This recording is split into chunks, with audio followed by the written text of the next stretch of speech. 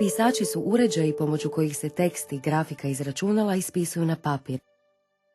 Pogledajmo kako se ispisuju dokumenti i koje postavke koristiti da biste dobili najbolje rezultate. Prvo provjerite je li pisač povezan s računalom i je li uključen. Ispišimo sada neki dokument. Postupak je u osnovi isti u svim programima u sustavu Windows. Naredba za ispis obično se nalazi na izborniku datoteka. Stoga, da biste ispisali dokument, kliknite izbornik datoteka, a zatim naredbu ispis. No prije ispisa pogledajmo neke mogućnosti koje nam stoje na raspolaganju. Ako se dokument sastoji od više stranica, možete odabrati stranice koje želite ispisati. Recimo da želite ispisati prvih 5 stranica.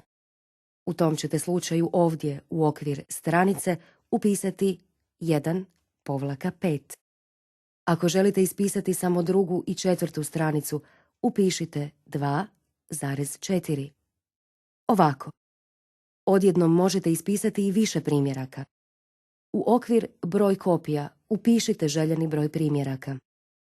Taj broj možete odabrati i klikom na ove male strelice. Počnimo sada s ispisom.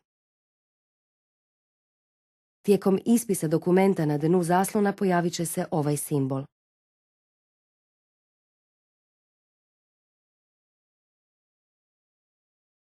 Ako želite, možete promijeniti i položaj dokumenta na papiru. U većini programa položaj zvan orijentacija možete promijeniti tako da na izborniku datoteka kliknete postava stranice. Postoje 2 orijentacije, okomito i vodoravno. Okomitom orijentacijom stranica se svojom dužinom postavlja vertikalno. Ovako. Vodoravnom orijentacijom stranica se svojom dužinom postavlja horizontalno. Ovako. Pokušajmo s vodoravnom orijentacijom. Imajte na umu da možete promijeniti širinu margina i druge postavke. Da biste potvrdili nove postavke, kliknite u redu.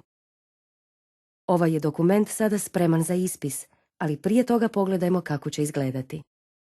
Da biste pogledali predpregled na izborniku datoteka, kliknite predpregled ispisa. U predpregledu ispisa stranice su prikazane točno onako kako će se ispisati. Ako vam se sviđa to što vidite, ispis možete pokrenuti i odavde. Sada ste upoznati s osnovama ispisa dokumenta.